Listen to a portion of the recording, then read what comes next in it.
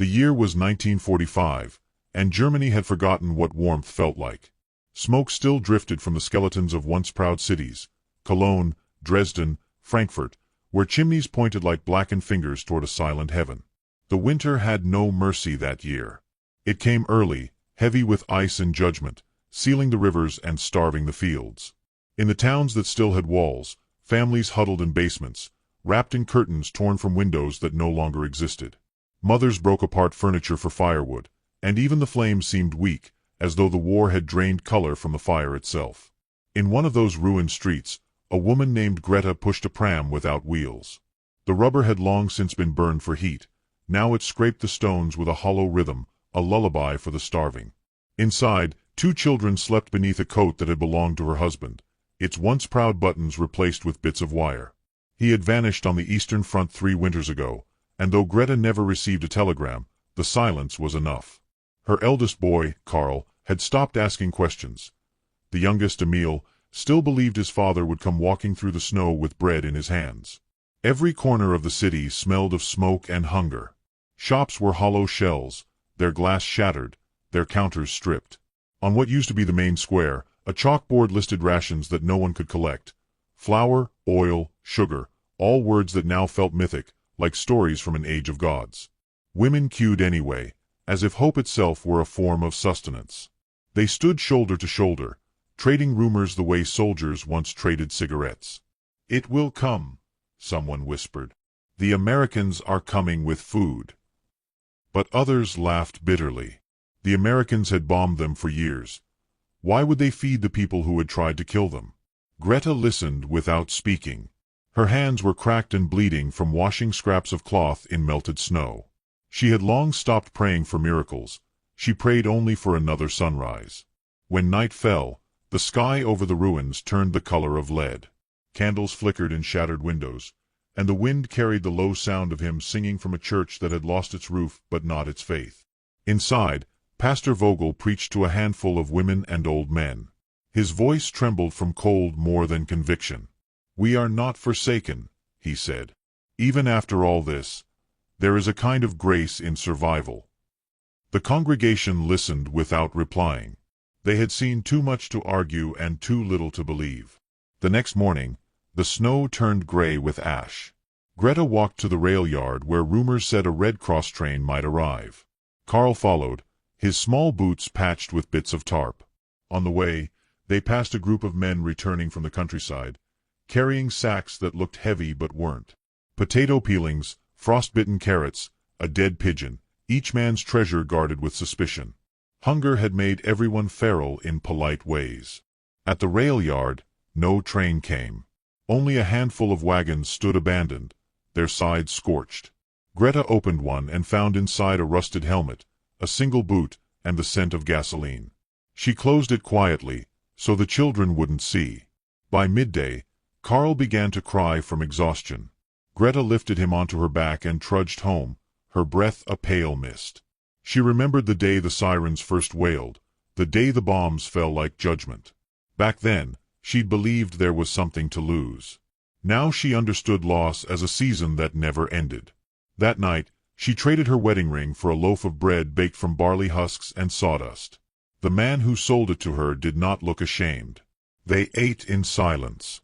Emil tried to speak between bites, but Greta hushed him. Words wasted energy. When the bread was gone, she pressed her palm against the boy's cheek, memorizing his warmth before it faded again. Beyond the city, the Allied lines crept closer. Columns of smoke marked every direction, and the sound of artillery was as constant as the wind. Yet within that chaos, something shifted. The explosions grew distant. The gunfire thinned. Soldiers on both sides were running out of reasons to shoot. Weeks passed. The war that had seemed eternal began to crack. In early April, the first American jeeps rolled through the outskirts. Greta saw them from her window, strange green vehicles crawling through snowdrifts, the white star painted on their sides like a celestial sign. The children pressed their faces to the glass, whispering that the men inside looked enormous, almost unreal. The soldiers did not fire. They handed out leaflets promising safety, order, and food. The word food struck the crowd harder than the bombs ever had. But no one trusted it. German propaganda had long called the Allies beasts, baby killers, monsters. And yet, when one of the soldiers removed his helmet, his face was young, unscarred by hatred. He smiled awkwardly as he passed a tin of powdered milk to a woman who burst into tears before she could even thank him. Greta stayed back. She didn't move until she saw that the milk was real, that the woman's children were actually drinking it. Then she stepped forward, clutching Emil's hand. The American looked at her, then at the boy, and opened another can, this one with a picture of a pig on it. Canned ham. He mimed eating, laughed softly, and placed it in her arms as if it were something sacred. That night, the smell of real meat filled the basement where they slept. Greta didn't dare eat much. She saved most for the children. Carl licked the grease from the lid like it was honey. Emil fell asleep with his fingers still sticky from the fat. For the first time in months, the silence didn't feel like fear, it felt like peace. Outside, other families were lighting fires again, tiny signals of life returning. Soldiers moved through the streets with guarded eyes, aware that kindness was still dangerous in a place so broken. Some Germans watched them with hatred disguised as pride, others, with a gratitude too deep to express. Pastor Vogel rang the church bell, though only one bell remained. Its cracked tone wandered through the city, a sound between mourning and resurrection. People came out of hiding, drawn by curiosity more than faith. On the steps, he stood beside an American officer translating a message. Food depots would open tomorrow at dawn. Mothers would be given priority. When Greta heard, she felt her knees weaken. She clutched the children close, afraid to hope too much. Memories of betrayal and propaganda still coiled inside her like old wire. But she looked at Carl's face, rounder now, eyes brighter, and knew that something irreversible had begun. As night fell, snow started again, but this time it felt softer. The city glowed faintly under moonlight. American vehicles rumbled in the distance, engines echoing through the ruins like the heartbeat of some vast machine of mercy. In the silence that followed, Greta whispered to her sleeping sons that tomorrow they would eat again. Not scraps, not illusions, but real food from the hands of strangers once called enemies. And somewhere beyond the hills, more convoys were already moving, their cargo sealed in tin and compassion. The war had ended, but something greater was about to begin, a quiet revolution measured not in bullets, but in bites of ham and eggs. The roads that cut through western Germany in the spring of 1945 were more scar than path. Tanks had ground them into mud, and every bridge seemed to hang by the memory of its last plank. Yet through that desolation, the convoys began to roll, olive-green trucks heavy with something the world had nearly forgotten: food. From the distance, they looked like a new kind of army, one that fought hunger instead of men. Private James Weller sat in the cab of the lead truck, his hands gripping the frozen steering wheel as the convoy crawled along the ruined highway toward a town no map seemed to remember. The windshield rattled from potholes, and a dull wind pressed against the canvas roof. Behind him, a dozen trucks followed, each loaded with crates stamped in black ink: U.S. Army, rations, civilian relief.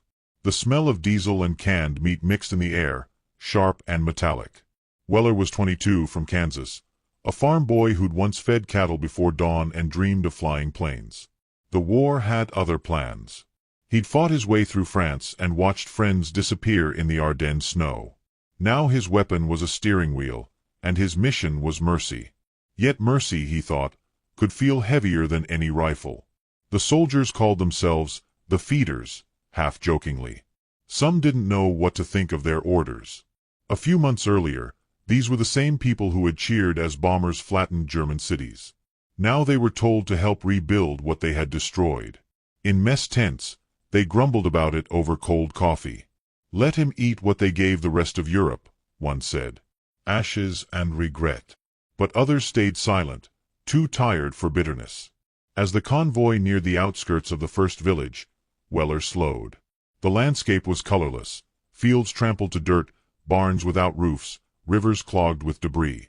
Then he saw movement. Shadows, small and hesitant, along the ditches. Children. They were barefoot, their faces hollowed by winter. One boy held a stick like a rifle, playing at a war he didn't understand.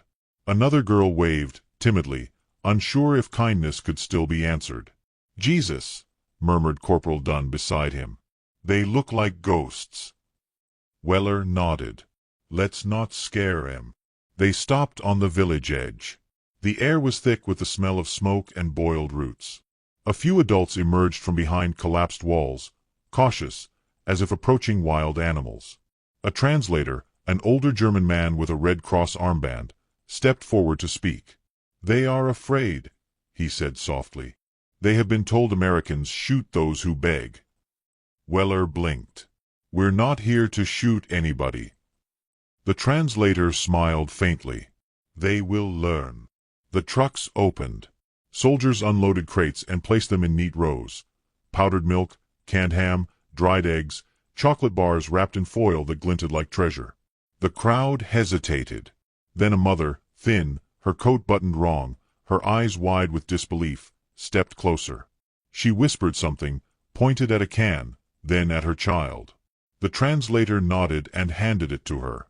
She clutched it like a miracle. Her lips trembled. "Danke," she said, barely audible. It was that sound, the cracking of pride into gratitude, that broke the silence. One by one, others stepped forward. The soldiers moved awkwardly, like men untrained in gentleness. Some smiled, others couldn't meet the mother's eyes.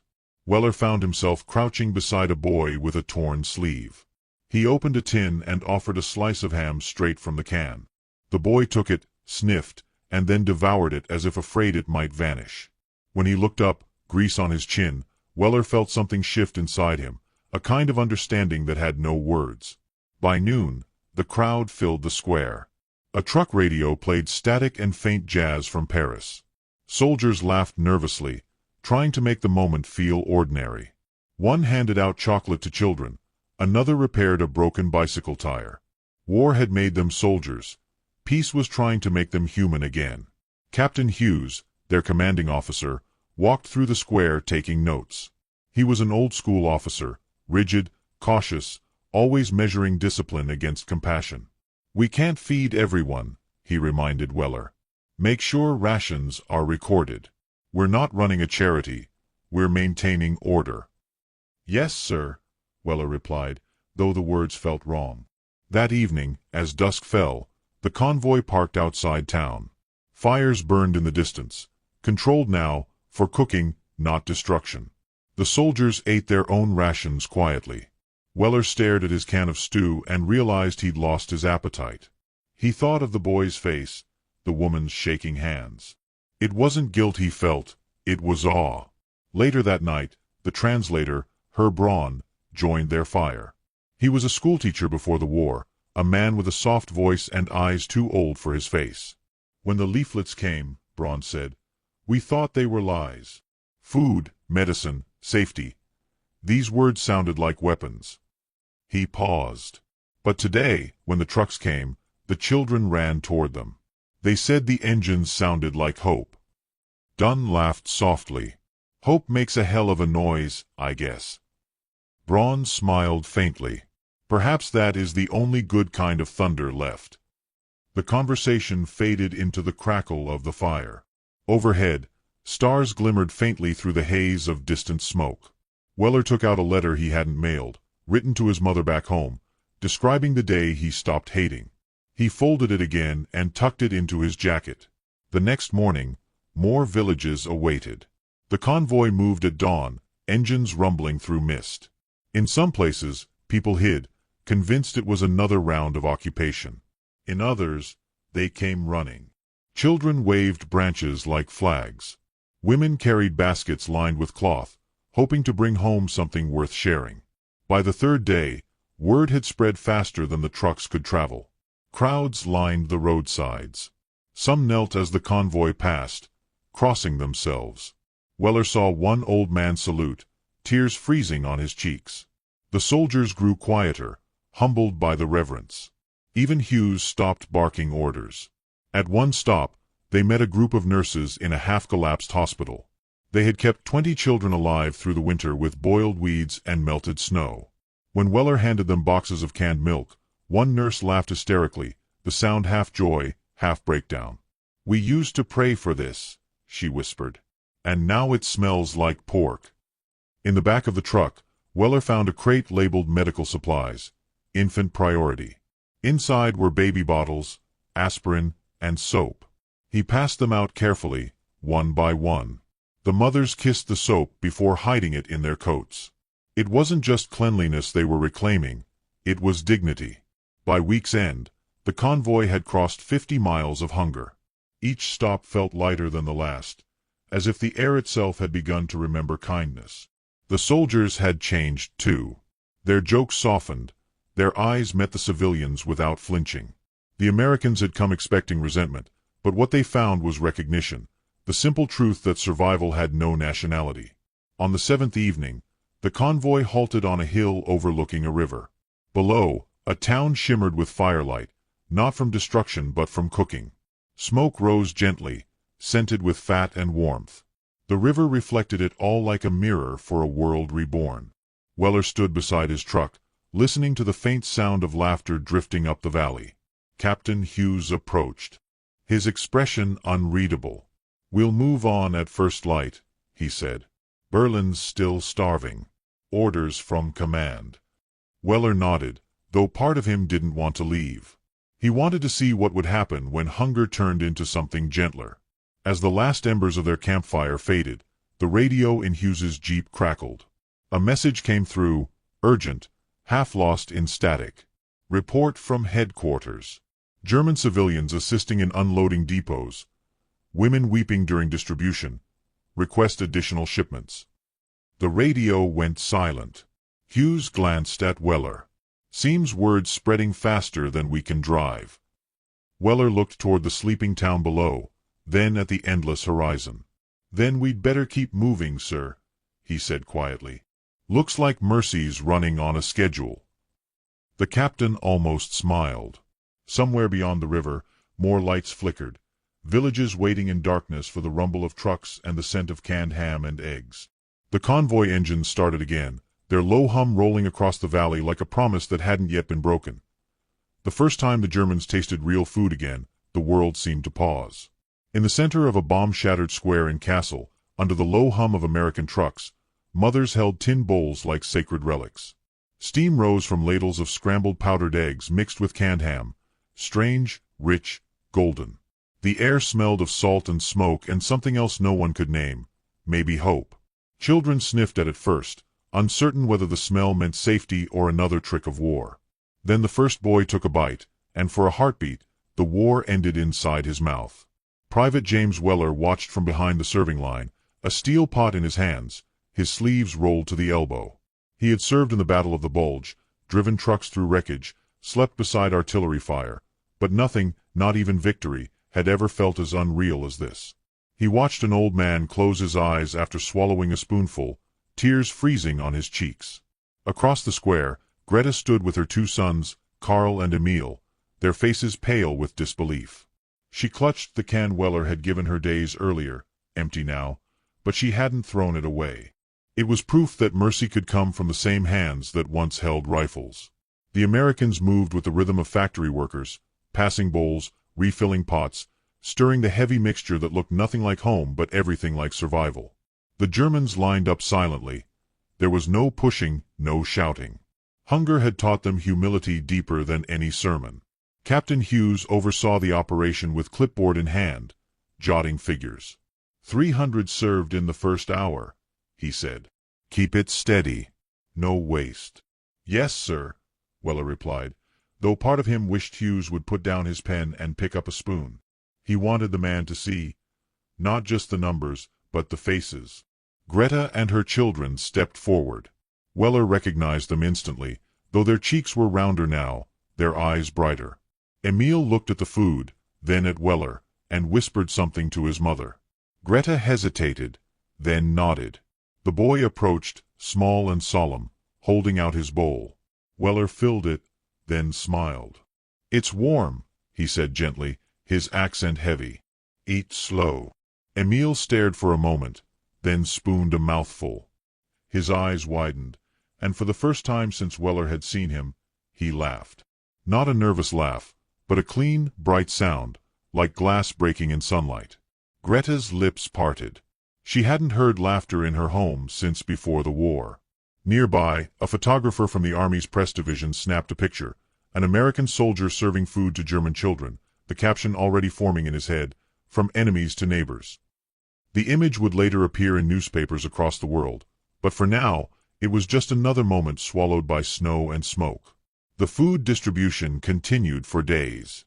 Villages that had once feared the Americans now sent delegations of mothers carrying baskets and thank-you letters written in trembling German script.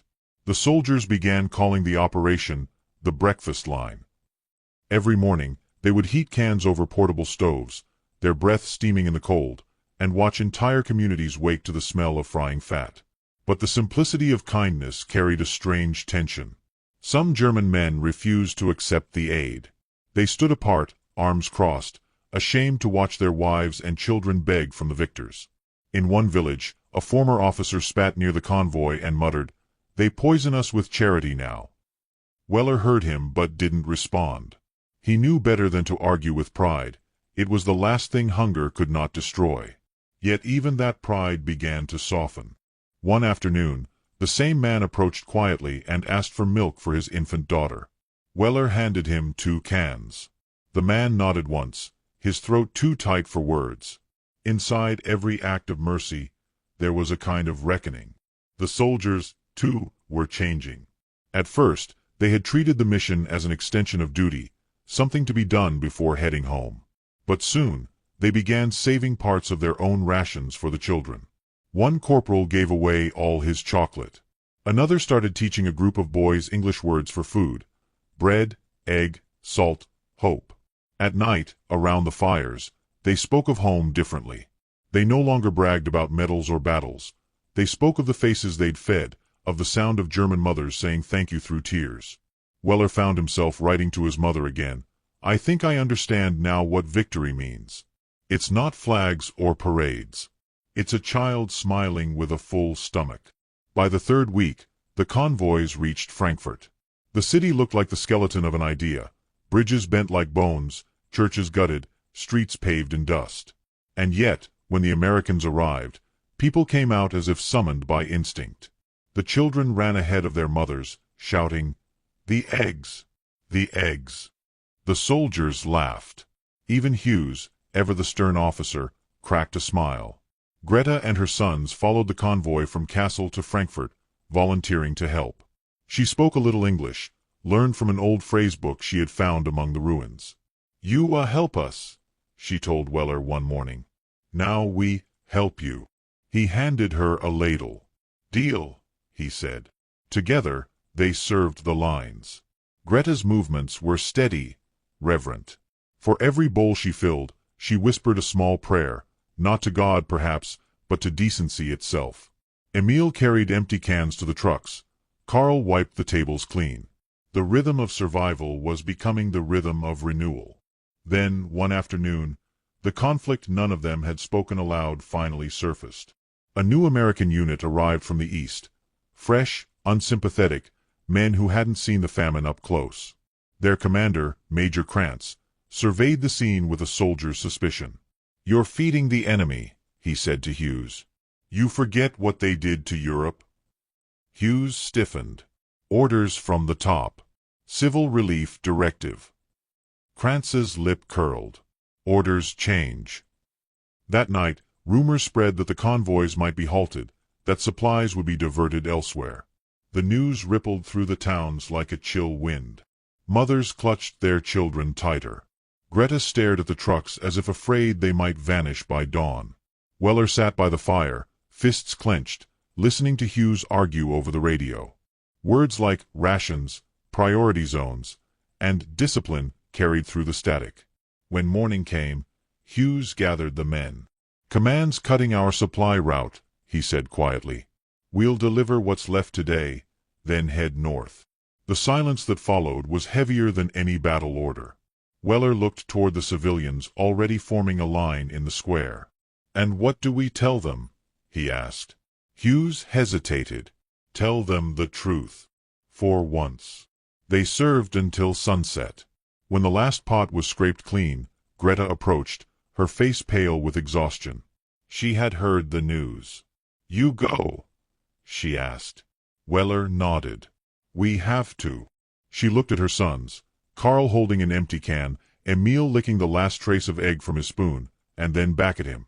Then we wait. Maybe you come again. Weller wanted to promise her he would, but promises were luxuries in a world that still smelled of smoke. Instead, he pressed something into her hand, a small tin, half full, saved from his own ration. For the road, he said. She tried to refuse, but he closed her fingers around it. Their hands lingered a moment, two strangers bound not by language, but by understanding. As the convoy prepared to leave, the townspeople gathered on the roadside. No cheers, no banners, just silence, broken only by the distant cry of a child calling, Danke. Weller started the engine, his reflection catching Greta's face in the side mirror. She was standing still, her sons beside her, the can of ham and eggs gleaming faintly in her palm. The trucks rolled away, their tires kicking up a storm of white dust. Behind them, the smell of breakfast still hung in the air, a memory, fragile but defiant. And far ahead, beyond the horizon, another storm was brewing. Orders had changed, but the hunger hadn't. Somewhere, someone else was waiting for the sound of engines in the snow. The ships left New York Harbor under a gray spring sky, their decks stacked high with crates marked not with bullets or bombs, but with words like flour, milk, ham, and eggs. Men who had once loaded tanks and artillery now tied down sacks of wheat. The harbor workers called it the other invasion, the quiet one, the one meant to conquer hunger instead of nations. The sea wind smelled of salt and diesel, but beneath it was something faintly sweet, the smell of syrup leaking from one of the crates labeled Relief Rations. Germany. In Kansas, months earlier, James Weller's mother had stood in her kitchen stirring batter in a chipped bowl, her radio crackling with war news and weather reports. She never imagined her son would one day be part of something that made food a weapon of peace. She had written him after hearing President Truman's speech promising Europe bread, not bullets. Her letter was short but warm, stained with flour at the edges. Son, when you feed people, you change the kind of man you are. And maybe the kind of world we live in. Weller kept that letter folded in his jacket pocket like scripture. By summer of 1946, he was back in uniform, this time assigned to the U.S. Civil Affairs Relief Unit. The convoys had become part of something larger, something global. The Marshall Plan wasn't just policy, it was a promise in boxes and barrels. And somewhere across the Atlantic, Greta and her sons were still living proof that it mattered. Germany was still bruised, still gray. The snow had melted, revealing not green but ash. Yet between the ruins, small gardens began to sprout, thin rows of cabbage and potatoes poking through the soil like cautious survivors. People were tired of waiting for the world to rebuild them. They were learning to rebuild themselves. Greta now worked in the communal kitchen of Frankfurt's Relief Center, where American trucks still arrived twice a week. She had learned to read the English labels and to cook from the ration cards, each dish a strange fusion of necessity and invention. Powdered eggs, canned ham, and condensed milk were the palate of the new era. The first time she served a hot meal to 100 people, she understood something that no sermon had ever explained. Feeding another was an act of faith. Her sons had grown stronger. Carl, now 11, helped unload supplies. Emil, 8, collected empty tins and cleaned them, turning them into flower pots and toys. In the evenings, when the city quieted, Greta would watch them play and wonder what kind of men they would become in a world shaped not by generals, but by farmers and cooks. One morning, as she stirred a pot of soup made from American rations, a familiar figure appeared in the doorway. He was taller, leaner, his uniform faded from travel, but his smile was unmistakable. "Private Weller," she said softly, as if speaking might make him disappear. He grinned. "Sergeant now. But I'll take Weller." For a moment, neither moved. Then Greta laughed, the sound awkward and beautiful. Emil ran forward first, recognizing him even before his mother did. Weller knelt, letting the boy wrap his arms around his neck. Carl followed, more reserved but smiling shyly. "You came back," Greta said, her voice trembling. "I told myself I'd check if that can of ham ever ran out," he said. "Looks like it didn't." She gestured toward the soup. It became a recipe. He looked around the kitchen, women stirring, children setting tables, steam rising through cracks in the ceiling. "You built this." "We all did," she said. "With your food. Your kindness." He helped her serve that day, ladling soup into bowls, laughing when the children teased his accent. 4 hours, it felt like the world had mended itself. But even as joy flickered in the air, darker forces gathered beyond the kitchen walls. The war was over, but the peace was fragile. Across Europe, lines were being drawn again, east and west, freedom and fear. Soviet forces tightened their grip on their sector, cutting supply routes and spreading rumors. Some said the Americans would leave soon. Others said the relief would stop altogether. The people didn't believe it at first, until the trucks failed to arrive one morning, then another. Greta stared at the empty road as silence replaced the familiar growl of engines. Her shelves were half empty. The soup that day was thinner, stretched with more water, less hope. The mothers asked her what would happen. She had no answer. That night, Weller sat in the old barracks office with Captain Hughes, now part of the European Relief Administration. Reports were scattered across the table: ration shortfalls, sabotage, border tensions. "The Soviets are closing the eastern rail lines," Hughes said grimly. "If we can't move food by road, people will starve again by winter." "Then we move it by air," Weller said without thinking. Hughes looked up, half amused. "You plan to fly every can of ham yourself?" Weller leaned forward. "We did the impossible once. We can do it again."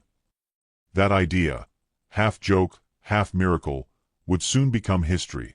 Within weeks, plans began forming for the largest humanitarian airlift ever attempted.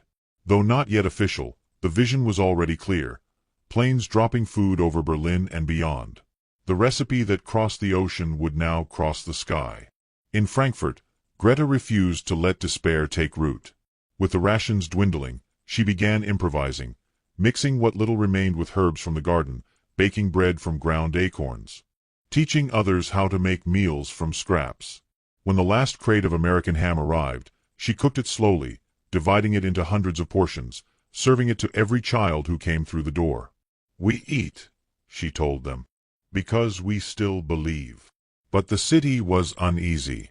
Soldiers were leaving, rumors spreading faster than truth. One evening, as Weller walked through the market square, he saw a group of men shouting at a young mother clutching her child. They accused her of working with the Americans, of betraying her country. He stepped between them before the shouting could turn to blows. "She's not your enemy," he said sharply. "The war's over." One man spat near his boots. "For you, maybe." Weller held the mother's arm, guiding her away. The hatred in the man's eyes chilled him more than any winter. He realized then that mercy could feed bodies but not always hearts. The next day, Hughes called him into headquarters. "Command wants you in Berlin," he said. "Air operations. They're setting up a supply corridor. We need men who've seen what starvation looks like." Weller hesitated. "And here?" Hughes nodded toward the window. Outside, the kitchen smoke still rose, thin and steady. "They'll keep going. Because you taught them how." Before leaving, Weller went to the relief center. Greta was kneading dough, her hands dusted with flour. She smiled when she saw him, but the smile faltered when she read his face. "You go," she said quietly. He nodded. "They need us in Berlin. Planes, not trucks." She wiped her hands on her apron. "Always another hungry place." "Always," he said. He reached into his satchel and pulled out a small envelope. Inside, a folded recipe written in his mother's handwriting. "It's for pancakes," he said. "My mom's. We used to eat them on Sundays." Greta traced the paper as if it were something holy. "I don't have syrup," she said softly. "Then use hope," he said, smiling faintly. "It's sweeter anyway." He left before the tears could show. Weeks passed. The first planes thundered through the skies over Berlin, parachutes blooming against gray clouds, crates of food descending like blessings. On the ground, German children ran across the fields chasing the falling packages, their laughter echoing through a city that had once been nothing but silence. The newspapers called it Operation Vittles. Others simply called it a miracle. In Frankfurt, Greta gathered the neighborhood children every morning to watch the contrails streaking the sky. "Those are the new trucks," she told them. "Flying trucks." They laughed, but their eyes stayed fixed on the heavens. One morning, a letter arrived, creased, travel-worn, but unmistakably American. Greta unfolded it carefully. The handwriting was Weller's. "Greta, the skies are full again. I think of your kitchen every time we unload a crate. I told the men about your soup, about the laughter, about how you made food into something bigger than survival. We're feeding Berlin now, but it feels like we're feeding the whole world. Maybe one day, when there's no more need for soldiers, there will still be cooks. And maybe that will be enough." She folded the letter, pressing it to her chest. The children were waiting, hungry but smiling. She looked at the flour, the last tin of milk, the scrap of the recipe he'd given her. Slowly, she began to mix. The scent of pancakes filled the air, thin, fragile, imperfect. She drizzled them with a spoonful of honey someone had traded for, and as she served them, she felt tears rise unbidden. Around her, the children laughed, smearing the sweetness across their faces. In that small kitchen, beneath the sound of distant airplanes, Greta understood something profound, that mercy, once tasted, never truly leaves the tongue. It lingers, shaping every word, every gesture, every meal shared in its memory. That night, as the fires dimmed and the city slept, she sat by the window, watching the faint trails of light crossing the sky. Somewhere out there, above the clouds, a young American sergeant was flying through the dark, carrying food to strangers who no longer felt like strangers. And when the dawn came, golden and wide, Greta's sons woke to the smell of something new. Pancakes on the stove, warm and soft, made from a recipe that had crossed an ocean, survived a war, and reminded the world what it meant to be human.